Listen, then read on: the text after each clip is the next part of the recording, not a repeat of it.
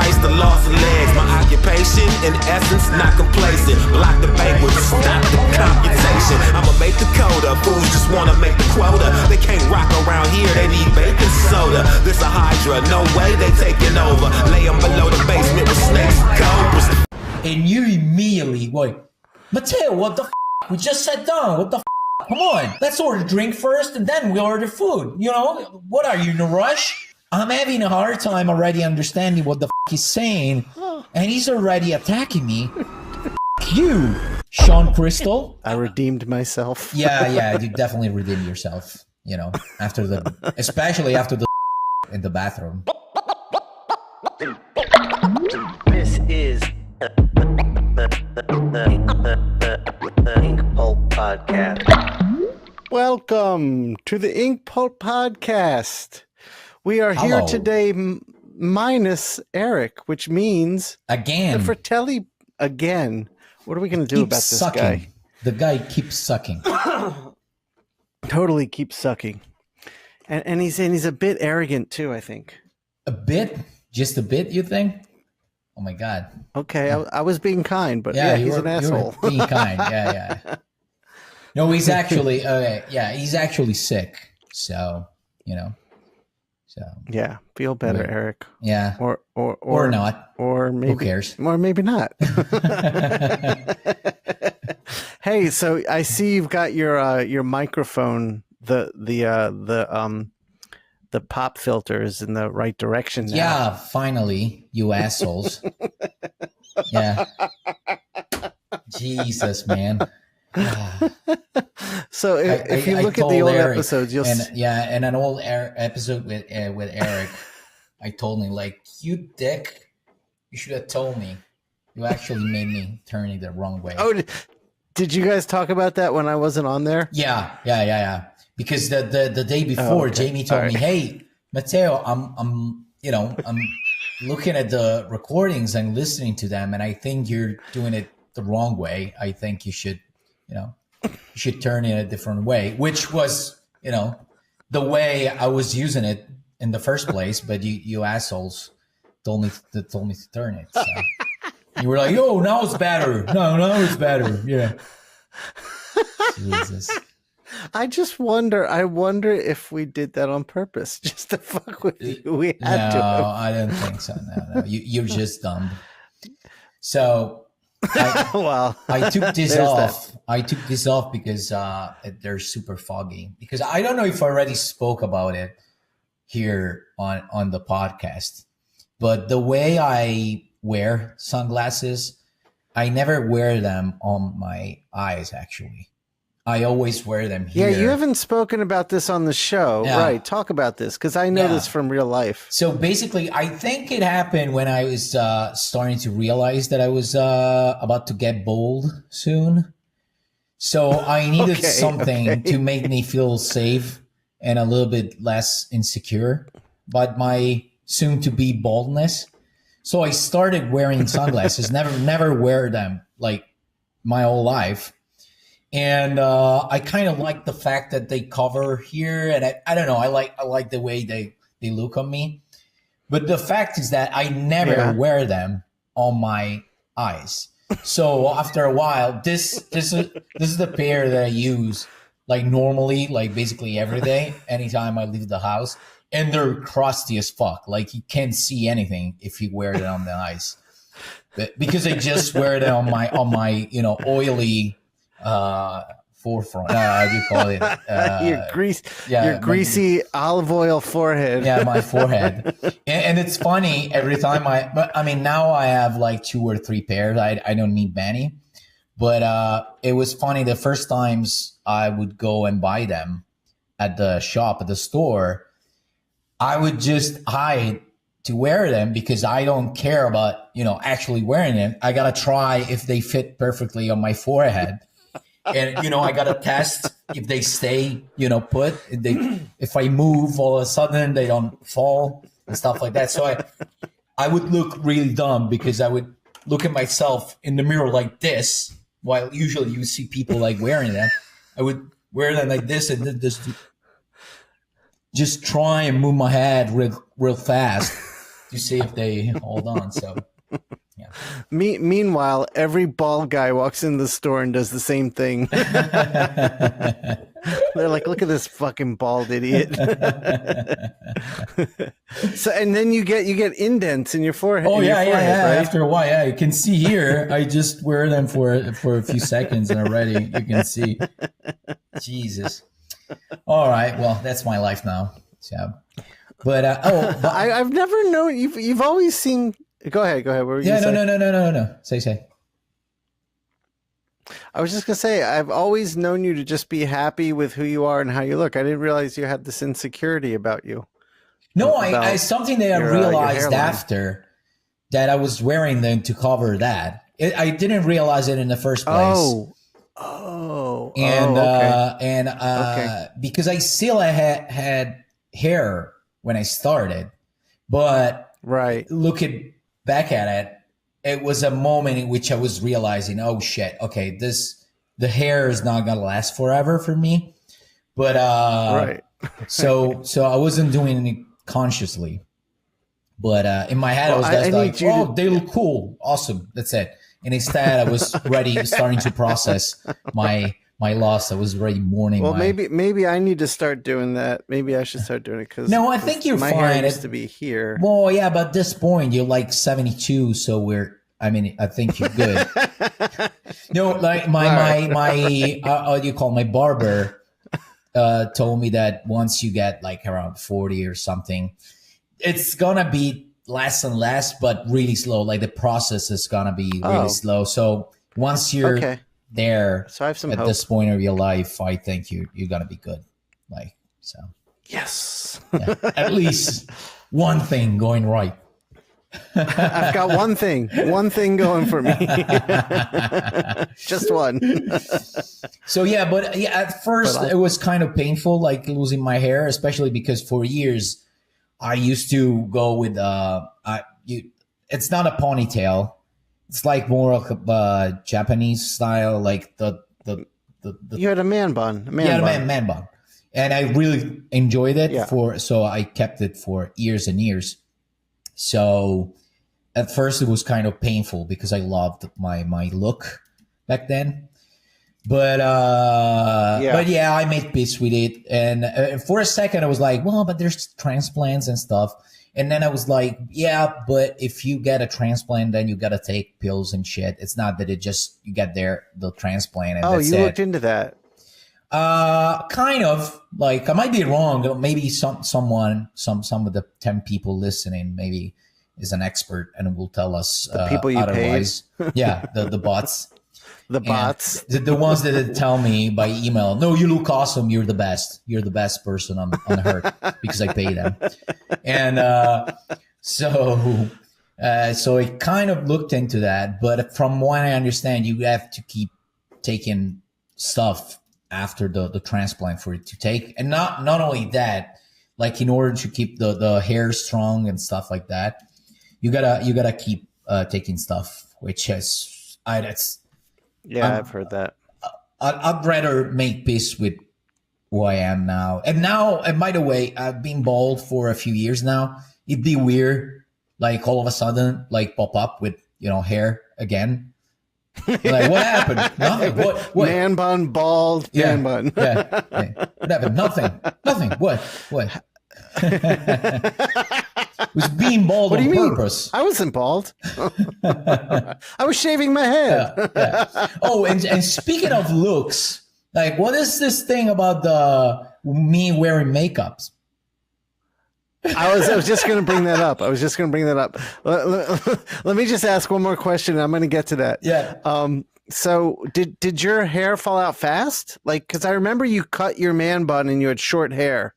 How long did that short hair last before? So when I cut them, it was I would say 2016, and then and it wasn't that bad when I cut them, but you could see I remember. it was it wasn't good. Okay. But still, I could afford to have not hopeful. To still have hair on my head instead of just just shaving. And then it took, I would say, maybe like 3 years, 3 years Oh, okay. for me to surrender. That's pretty fast. Yeah. And that's it. Yeah. But now I got used to it. So now I look at myself and I kind of like myself. So I'm good. Also, Yeah. Honestly, you do look good with a bald head.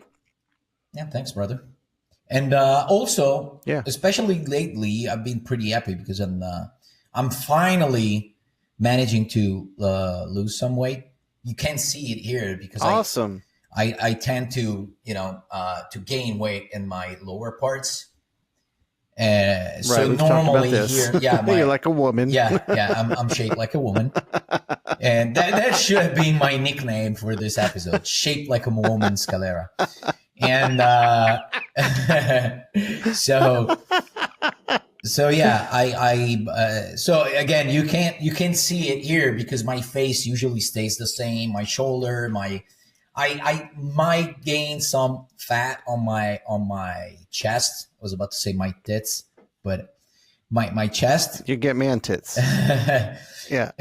But in general, you don't see it on the upper part on my body. So I lost like around 10, 12 pounds now.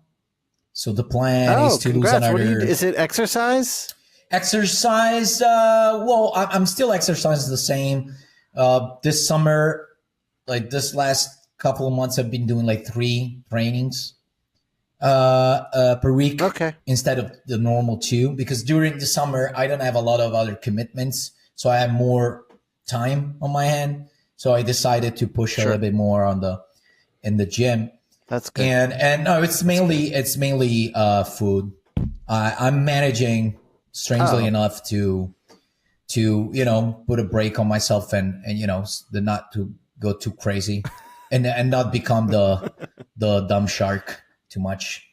And just shoveling pasta. Yeah, and if I do, because usually it happens when I'm with friends, I'm having dinner with friends or lunch at Sunday with friends or family.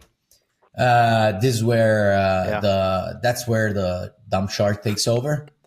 And if that happens, because sometimes it happens, like if it was a lunch, for example, I want to have dinner, just to compensate a little bit, And and in general, I'm being very disciplined during the week. So especially at dinner, which is what fucks me usually, because I'm super hungry at dinner.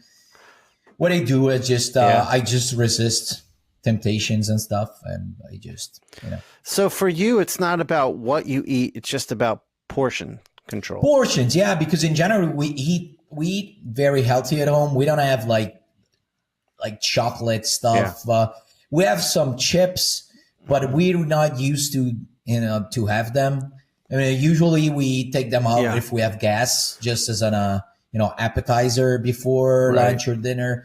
So and in general, I don't drink at home unless we order pizza. So I'll share a beer with my girlfriend, but other than that, I'm not.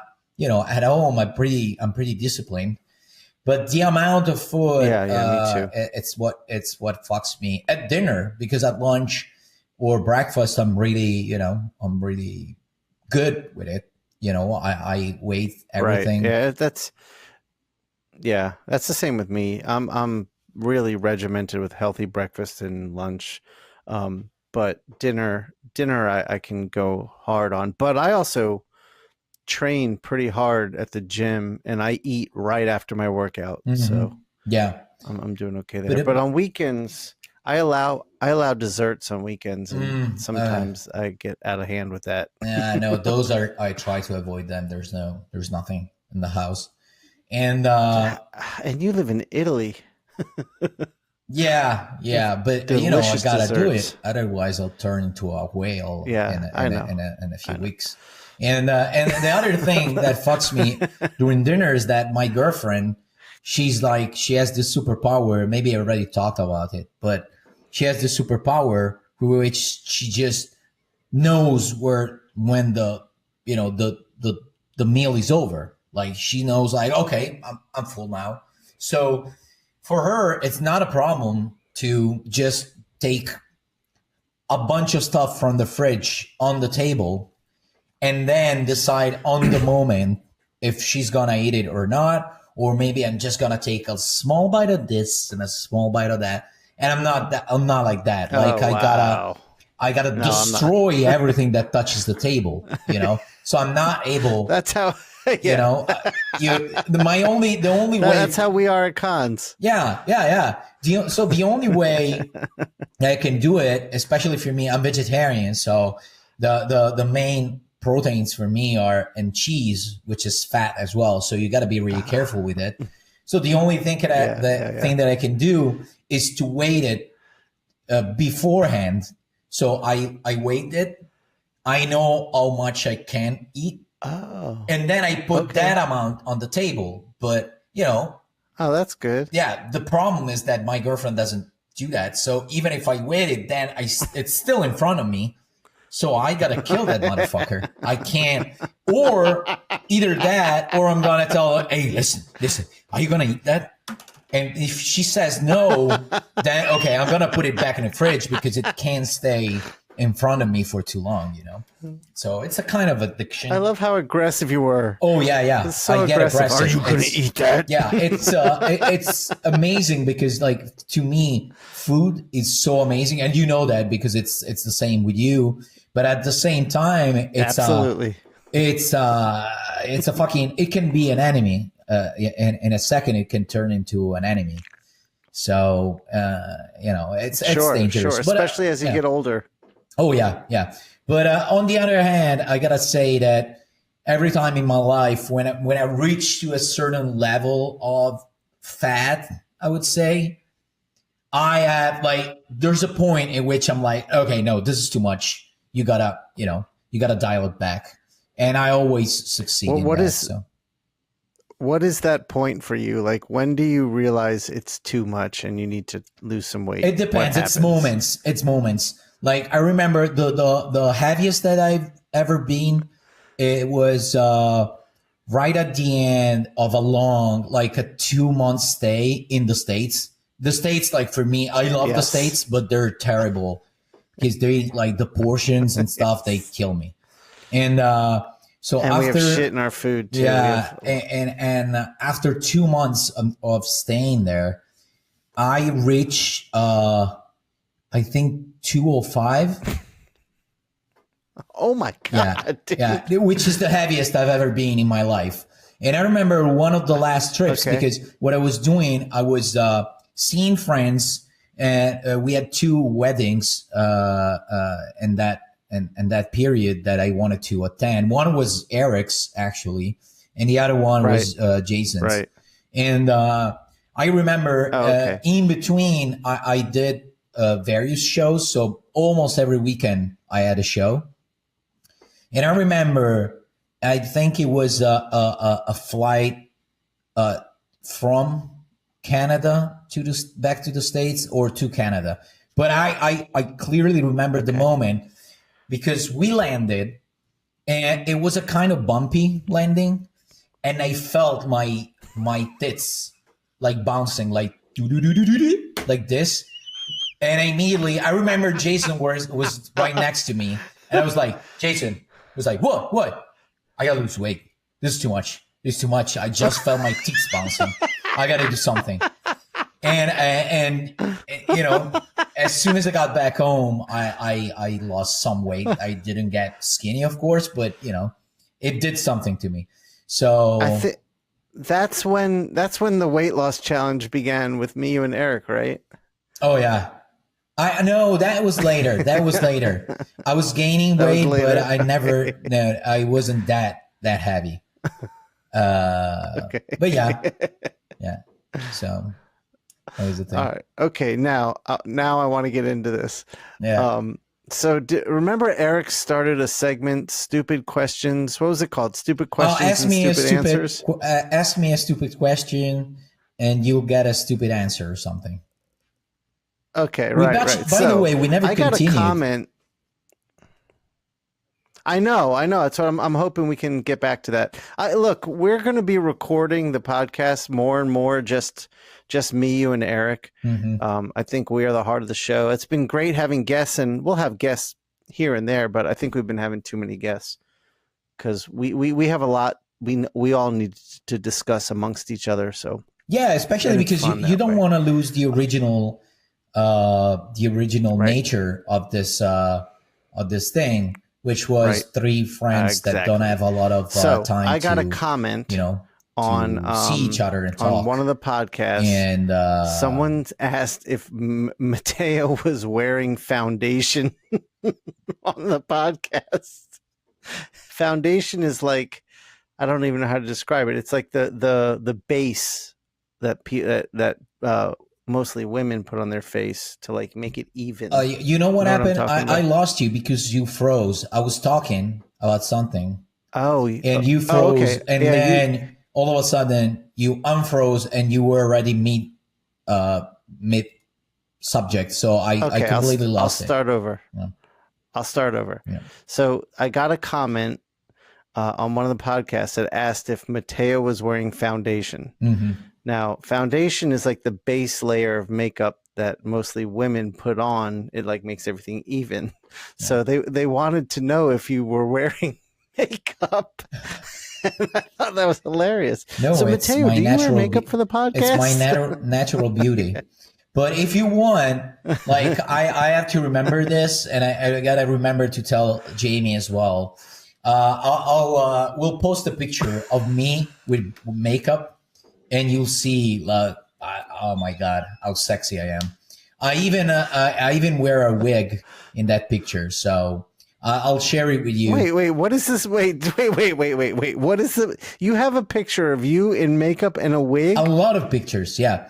It's why? It was a few years ago. My girlfriend and I went to London because I was invited to a show, and she it was her first comic book convention ever. So she was super excited. She was walking around watching, cosplayers and stuff, and she decided to buy a wig. There was a huge wig store, and so she decided to buy one. So we spent a lot of time with her trying them on. So she went with a blue and pink one, and then when we got back home, she was trying it on, and then I decided to try it on, and she was like, "Hey, let's try to let's try to put makeup on you as well and see how you look, because you look good with this wig." So we did the whole thing, and I even dressed up. Like I put some of her clothes, like a few of them that would fit me. So I have pictures. So we'll post them here. All right. Please, Jamie, please get those to Jamie, and Jamie, please put that in the podcast. This could be a great moment, a defining moment for the podcast, because people will either like us more. We'll see which kind of fans we have, depending on the reaction. Because they could either really like us more or fucking hate us.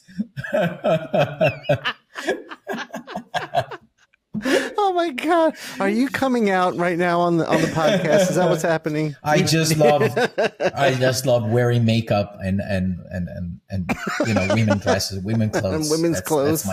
That's my secret. Sometimes I do drag shows and stuff. Was this was this something Francesca wanted as like foreplay? She wanted to see you all dressed up as a woman? No, it was just for fun. We were just talking about it, and we didn't have anything to do. It was a lazy weekend. We didn't have the kid yet, so we had time on our hands, and we decided, why not? Let's just be stupid and do it. I mean, I can honestly say, as bored as I've had times in my life, I've never had on a woman's dress or makeup, but okay. No, you know what? If you this is gonna be so fun, because back then there's been a time in which I loved I do being a sort of shapeshifter. So I would disguise. did? Yeah, I would just for fun. I would disguise myself, or I just put. It was the early days of Photoshop, so I had just learned to do stuff. So I would use some of my pictures and put them on movies or other characters or naked women with my face.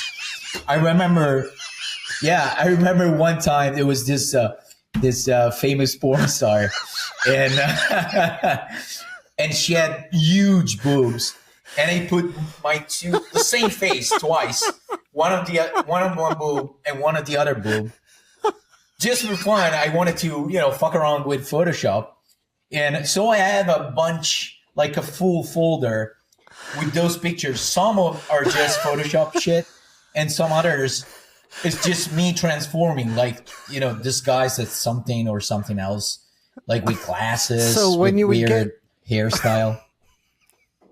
When you would get in these disguises, would you just do it alone in your house, or did you go out in public like this? No, actually, some of them were in public. Like I remember one of those was on a train. That's basically it all started from there. It was on a train, and I decided my friend had this leather jacket, brown leather jacket, was super tight on me, and I wanted to try it, and then I put my hair like this. I don't know how to say it in English. And back then, I just shaved my beard entirely, and I look like a fucking. Oh wow! Oh, I look like a child molester or something. Oh my god! Yeah, okay. Oh yeah, absolutely. And then I did it again at school. More or less same outfit. So back then, I was doing the school of comic books in Milan. So I stole some stuff from one of my classmates. So I still have those. So I'll pass them along to Jamie. Dude. So it will be fun. Me and my roommate. So I understand what you're saying, because me and my roommate in college, sometimes if it was like a slow Friday night, we'd get really, really stoned, and then we'd just dress up in like the most obscure, weird things we could come up with, and then go to the 7-Eleven, which was like a convenience store, and just get like a Snapple. And like, so every now and then the same clerk would see us coming in totally different clothes, looking totally different and acting totally different. And we would leave and we'd be laughing hysterically. And the next morning wake up, be like, I think we're the only ones that think that's funny. Like, usually that's what happens. Yeah, the fun is just in your head, and everybody else is just disgusted. But so my main reason was just to take pictures because I thought it was fun, not so much like acting amongst people, But it happened. Yeah, it happened that I did it with people around. So. But yeah, you got to find these pictures. You got to find. Oh yeah, I have them. I'm already sure of it. I had them on my phone. I make sure that folder never got lost. So yeah. Awesome. I have, awesome. Also amongst them, like the friend that gave me that leather jacket on the train is back then he was studying at a fashion school. So it was inspired by that picture that he took, and he decided to do for his exam, his final exam, and I have those too. He decided to do a complete photo shoot as a stylist for his stylist test. With it, he did it with me, like dressed up with crazy clothes, like with a motorcycle, like long socks, weird shorts. Like it's amazing with another leather jacket. So those were great. So I'll pick some of them and we'll show them. Yeah, Jamie will get them all in the show. Absolutely, That's fucking hilarious. That'd be amazing. All right, so now the big question. I got the big question for you. So we were talking offline, me, Eric, and Matteo, and Jamie had suggested to me that we kind of tell our origin stories of how we met. I think I said something on a podcast once about how I met Eric or Matteo. So I said, hey guys, we should do this. And then Matteo's like, oh yeah, we should do this. And then you said, because Well, because you were kind of a dick without wanting to be, and in retrospect, like I can describe exactly what happened because you probably don't remember. So I can describe exactly what happened, even in your head, because now that I know you, do it all. I know why you would do something like that. But back then I didn't know because I didn't know you. So if I was, dude, that guy's kind of a so dick. when you said that, when you said that on the text thread, I felt so awful for days. I was like, I told Steph, I was like, Mateo thought I was a dick you'll when we see. first met. You'll see, it's not that bad. And actually, like the reason is a cultural difference. So, but you will understand as I'm talking. You'll understand what happened. And it's not. So tell me. Yeah. Tell me why how I was a dick the first. Well, first of all, like. Help me out because I want to make sure that was the first time that we met. But from my memories, the first time we were, I don't remember where. It might have been Chicago. Correct me if I'm wrong. Like when it was Chicago. Oh, okay. I was just going to say it was Chicago. So, and it was a dinner, or did we meet earlier at the show? I think we met at the show first. I think Sean introduced us because he had just signed up with Jason. It was first time sitting with Jason. Okay, Sean, we're talking about Sean Murphy for those listeners. Yeah. So I would come over to talk to Sean, and you were right there, and we met. And I also knew of you because we were both working on Deadpool at the same time. And I remember my editor was like, "Oh, you should look at what Mateo's doing too. You guys are doing some fun stuff."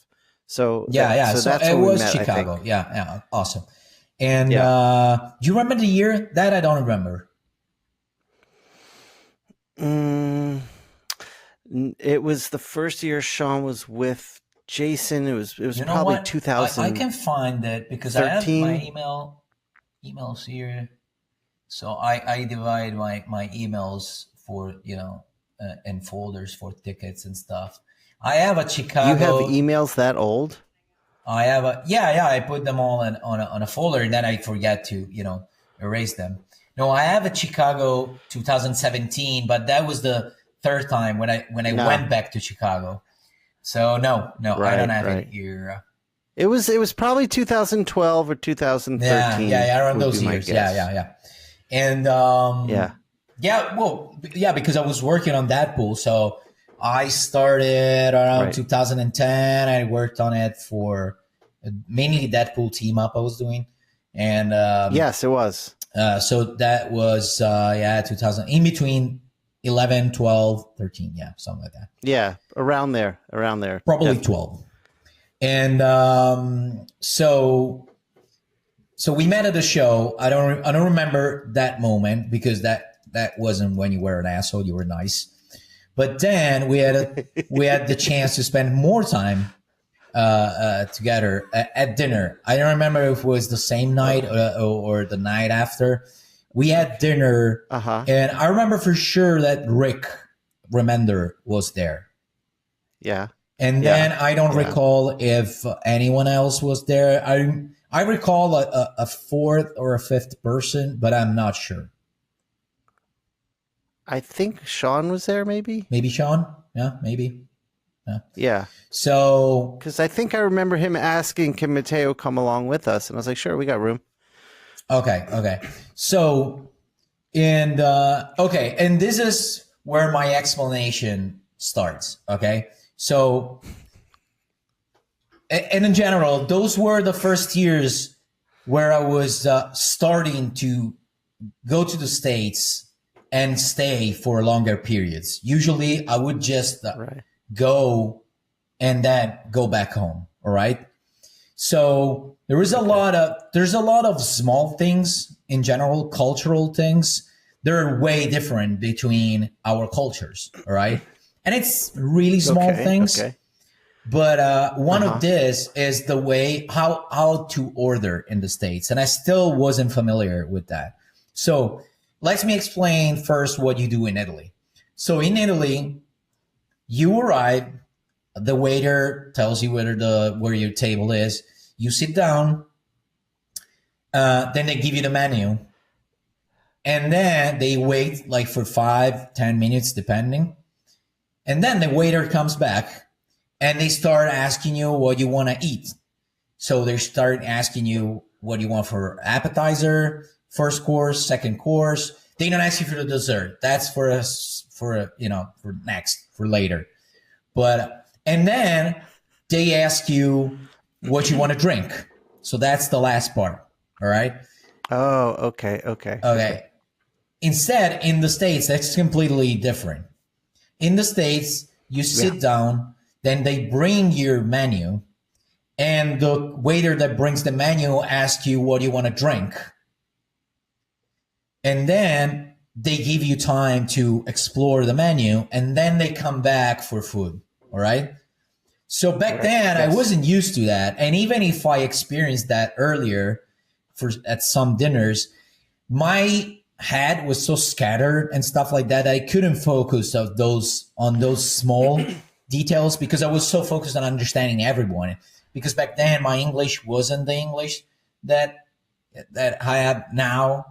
So my English was okay, but I couldn't understand. Like, I couldn't understand other conversation. I could pick like 60% of it, 70 at most, but not all of it. And it was really, really hard for me, especially if it was like many people at the table. It was really, really hard. And especially if the conversation got really technical about some technical stuff, that would be almost impossible to me.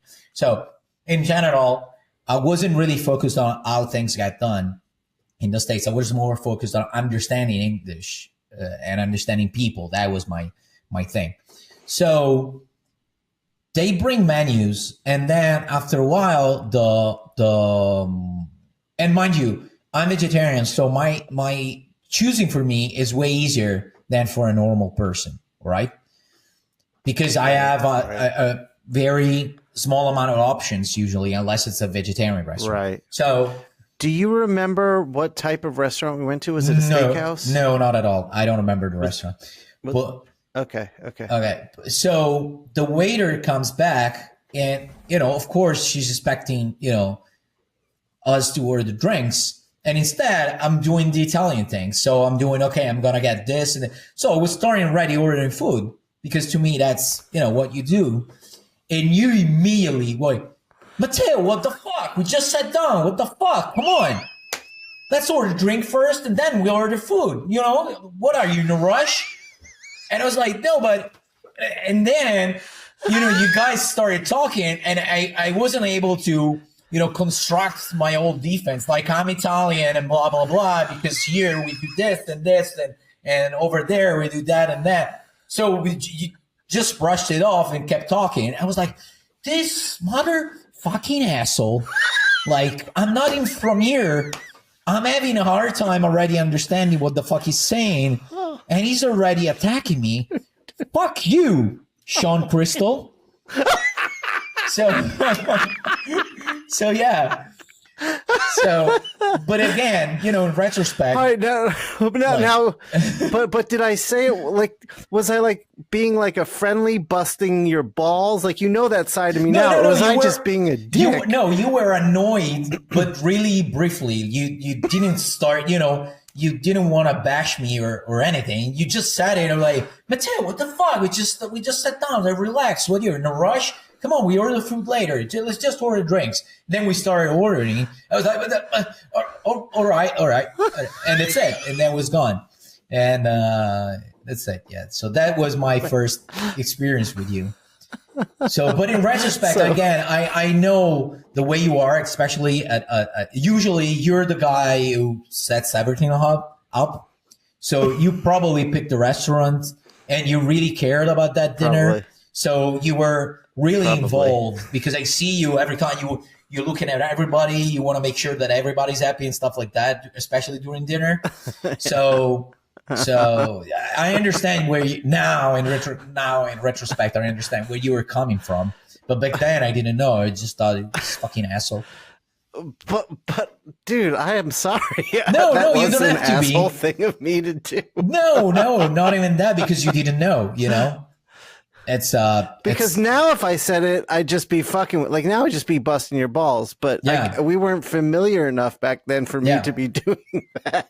No, but not only that, you weren't familiar with the fact that I didn't know a lot of stuff about the U.S. culture. You thought just, there was another guy hanging out with you. So, Right. You couldn't know that for me, it wasn't a thing that I knew, So as the dinner went on, were you angry at me for the entire meal? No. I immediately let it go. That's what you do, especially because, we went for a couple of hours, probably. I don't remember how long the dinner lasted, but, we went for drinks and stuff like that. So it was done. I forgot. I didn't forget about it, evidently, but it was water under the bridge immediately. Because this is the first time I'm hearing of this, and that was like 10 years ago. And I'm sitting here thinking, like, the whole time is Matteo, like, Sean was just such an asshole that first dinner. No, not at all. It's not something that I thought after that. So you're good, brother. Good. By the end of the meal, awesome. So by the end of the meal, wait, cool. You froze again. Let's wait for a second. I think oh shit! You're freezing, or I'm freezing. Someone's freezing. It's probably my stupid connection. Okay, here you go. Yeah, there. Yeah. All right. So by the end of the meal, we were cool. You were cool with me. Yeah, totally. I redeemed myself. Yeah, you definitely redeemed yourself. Especially after the blowjob in the bathroom. So.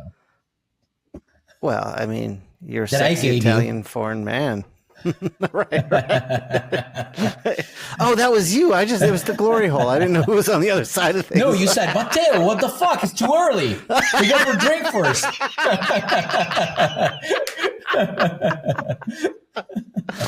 You got to start with your hand, Matteo. Come on. You're jumping the gun. But yeah, that was the whole thing. So it wasn't a big deal again. It was fun because good. It's always nice for me to see the cultural differences and I have a lot of friends in the States and I talk to them, so it's nice. It's always cool to me. I'm always fascinated in general with people. So whenever I see a difference between the two cultures, it makes me wonder, like, why these people do this and these other people that grew up in a different place do that.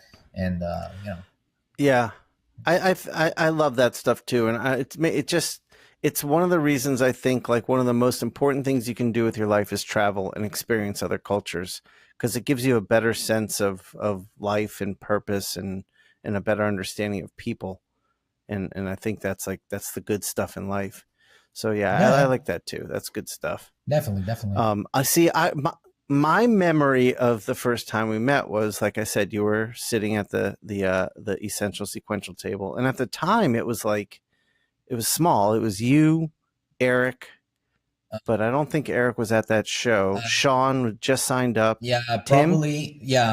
Tim, and I think Dave. Well, I don't know if Dave was there, but it was one of the first clients, and the same time, more or less around the same time that I became one of Jason's clients. It was Dave Johnson, Andrew Robinson, and Dan Panosian. So that was and I think Mindy Lee maybe, or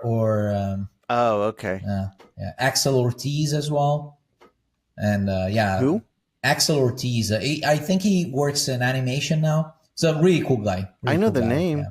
Oh, he was with Jason? He was, I think, technically he still is. I should check on Jason's website. Oh. But yeah. Nice. All right, cool. Because so Sean was like, I remember he was like, hey, I don't know if it was that dinner, but I remember Sean saying like, hey, do you mind if Matteo joins us? And I was like, no, that's totally fine. And that weekend, I remember Sean, I think he was just like Hellblazer was coming out and he was becoming really popular, just starting to. And so there was a lot of times where like Sean was pulled another direction and me and you would just end up hanging out. Yeah. And then I remember talking to Sean. I was like, he's such a good guy. Like, he's so easy to get along with and so like fun to talk to and easygoing. And here I am thinking this, realizing you had the opposite impression of me. No, again, it was this guy's it an was asshole. the first. I would say if it lasted, I would be surprised if it lasted more than 5 minutes. You know, so Right. Okay. so it wasn't good, a long still, thing. Like, it's not that for years I hated you, and I'm still planning like You still for hate my me. revenge. Like, I'm waiting for the right moment. Yeah. The whole Fratelli Brothers thing is a ruse to lure me in. But yeah, again, it was a small thing. But we became very close, quick friends after that show. I remember that. Yeah. And then I remember one thing I did want to ask you. I think we have enough time to talk about this. I always described you as like human Xanax, because just being around you was really calming. Like you always felt good being around Mateo, and it was something Remender and me and a lot of people would say, like, Mateo's just like, it's like you're just a ball of like happiness, and so being around you, you just felt calm and happy. But there was one year at Heroes Con you were not doing well, and it was this was years ago. You were I think you had just got a prescription for Xanax, even, because you were having a lot of like anxiety. Yeah. And I remember like just wanting to be there for you and help you out. But I remember you asked Eric if you were any good, if the work you were doing was just shit, and if you should leave this career. Do you remember that? Yeah. It was a bad time of my life. Nothing incredible happened. I was just worn out for a really bad and toxic relationship, and I'm not saying that the other person was a bad person. Just it's the way that we worked together. It wasn't working well, and it was exhausting for both of us. And back then, I think we broke up in March of that year, probably February or early that year. And after all of that, like, we tried for like an hour, 1 year and a half, between a lot of like breakups and getting back together and all that stuff, and drugs and everything. Like, everything was involved in there, from the smallest to the craziest stuff in that relationship was involved. And I just broke down at a certain point. Like, I was just destroyed by this whole thing.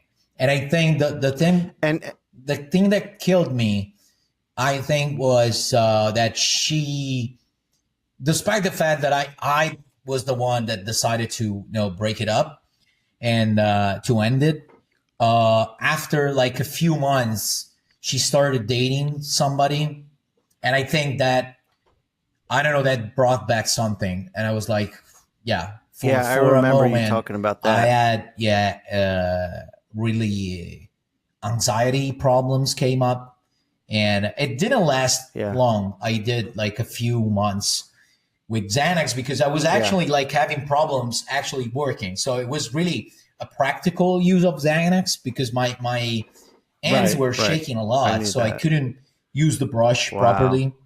So I needed it. So I wouldn't take huge dosages of it, like really small pills. At the minimum, I think it's 0.25 something. So I wasn't even using it to sleep. I was having trouble sleeping, but not that much. It was more for work that I had to use it for a brief moment. Yeah, absolutely.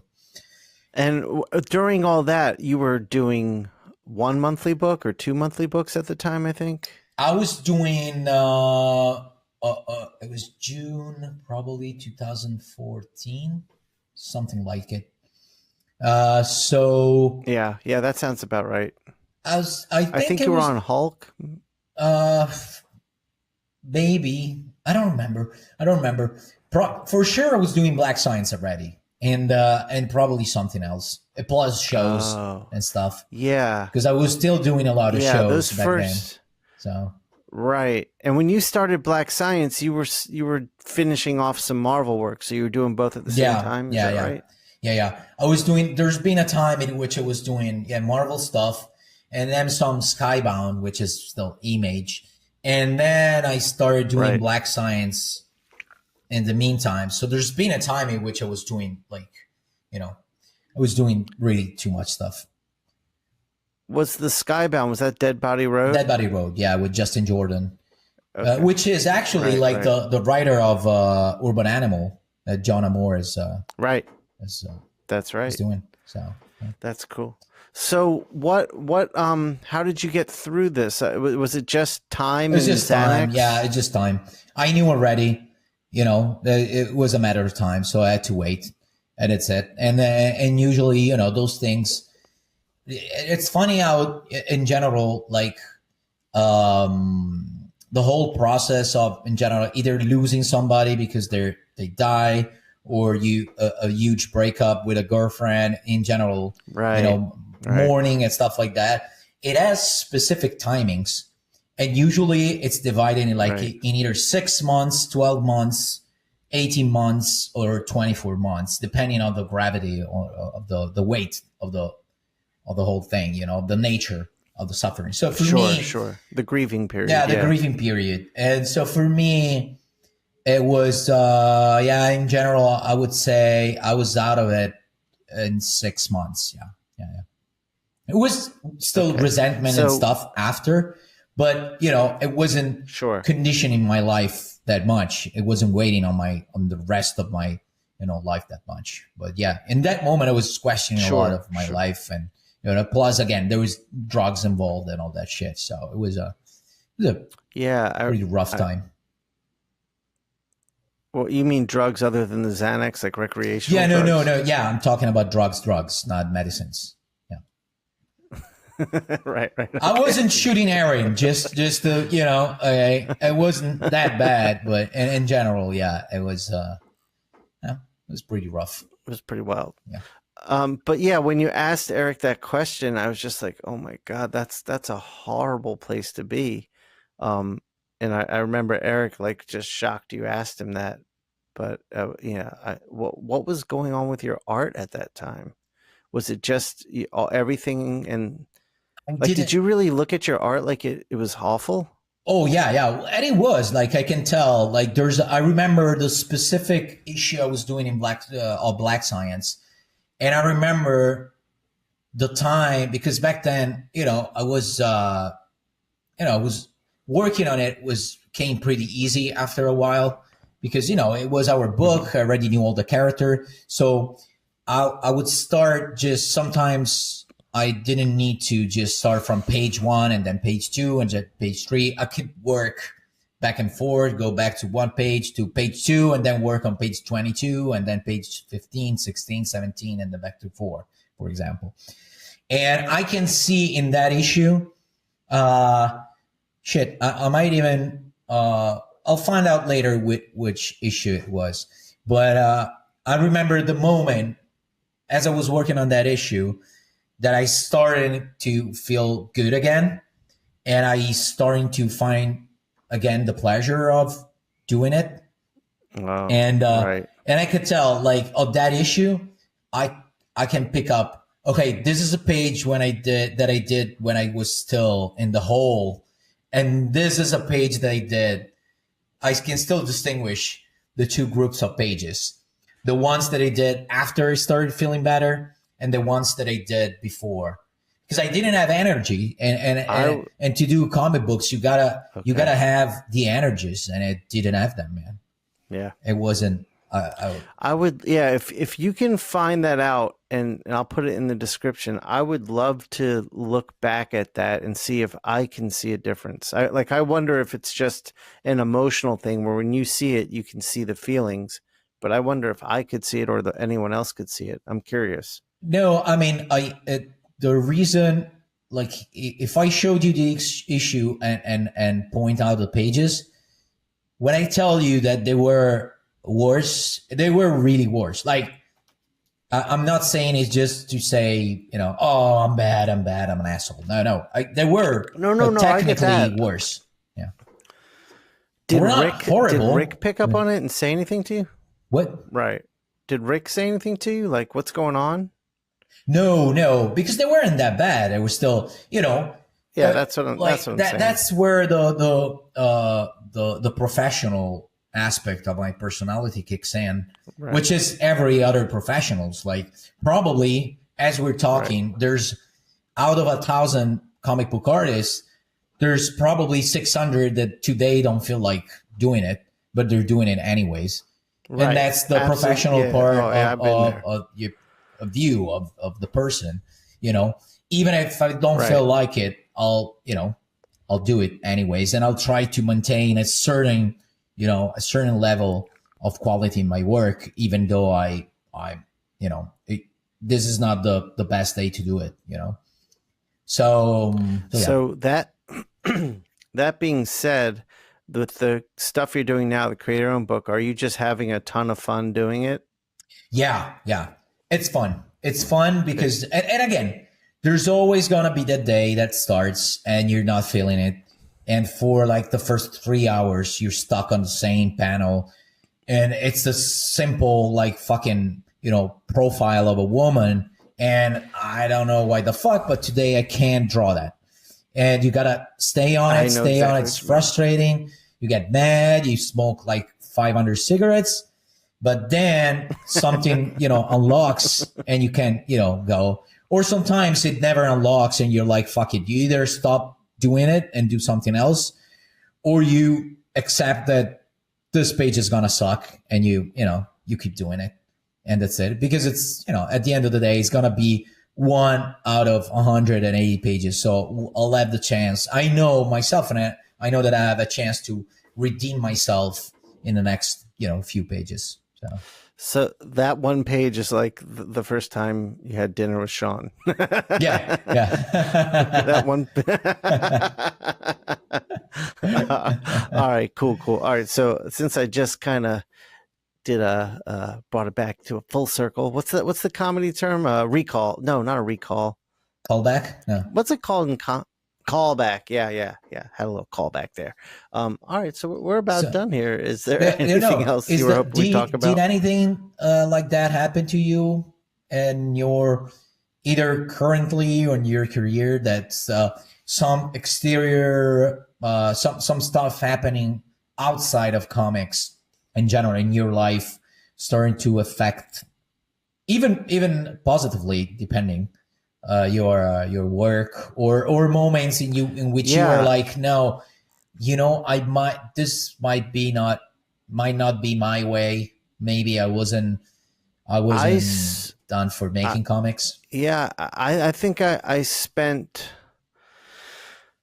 the first 5 to 10 years thinking that just thinking everything I did was terrible and just saying to myself, just keep doing it. You'll get better.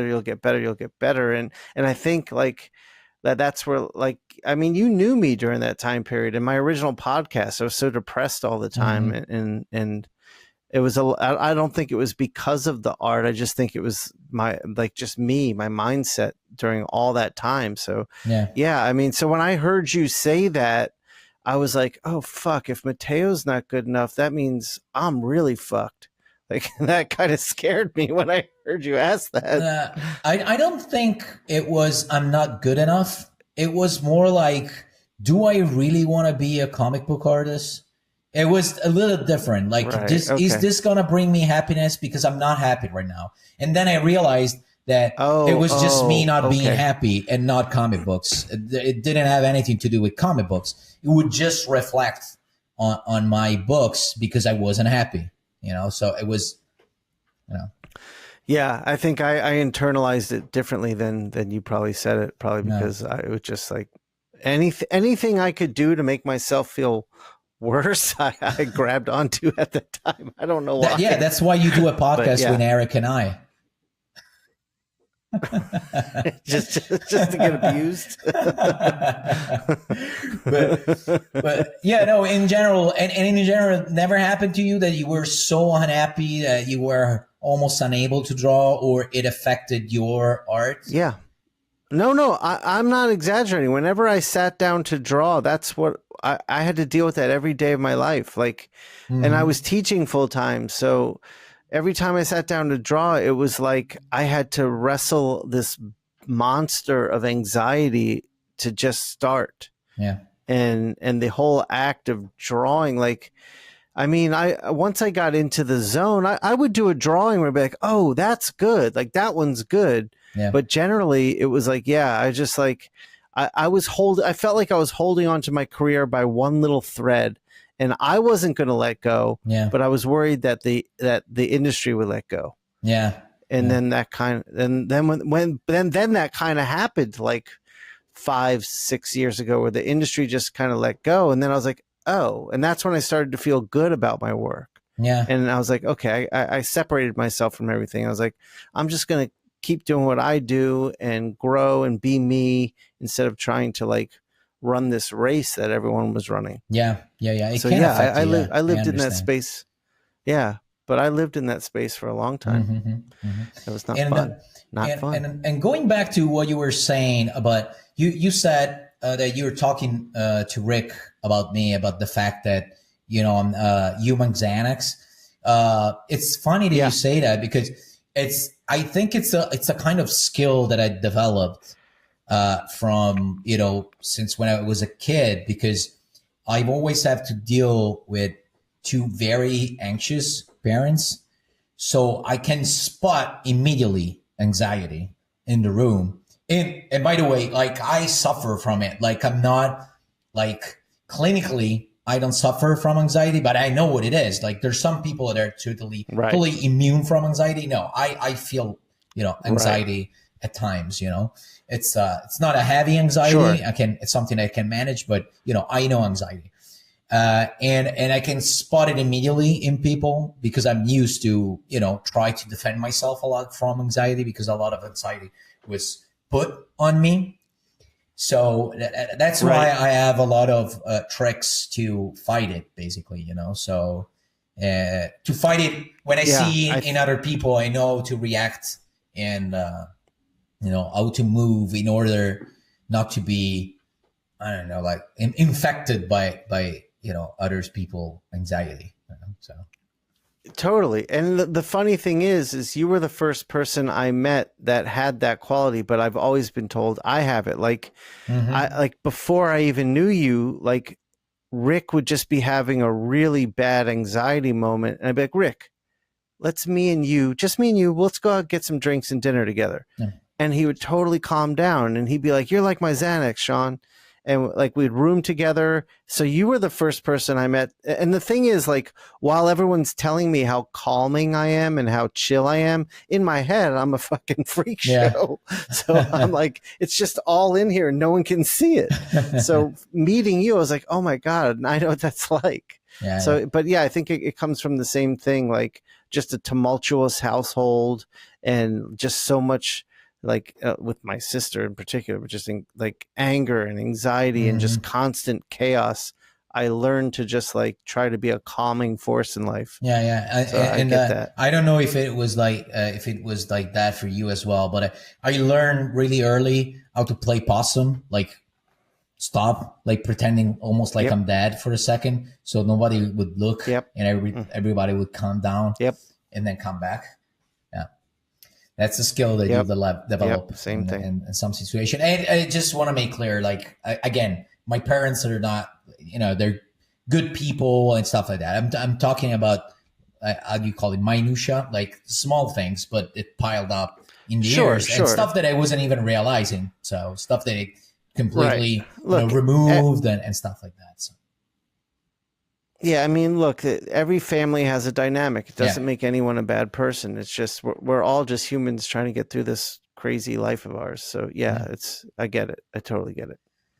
All right. So let's call it here. We just talked about comic for like 5 minutes out of 1 hour. I hope people will enjoy it anyways. But we told some very funny stories, and the Mateo dressed up bits. Jamie, you got to get those in. Yeah.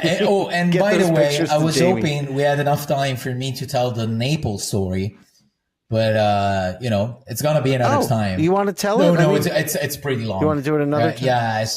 Okay, it's so gonna we'll- be long. we'll- So We'll do that next time. All right, Yeah, cool, all right. cool. All right. Well, the Fratelli brothers, thank you for listening. So I'm going to hit stop, Mateo. This is the Ink Pulp Podcast. This is the Ink Pulp Podcast. Comics, hip hop, life,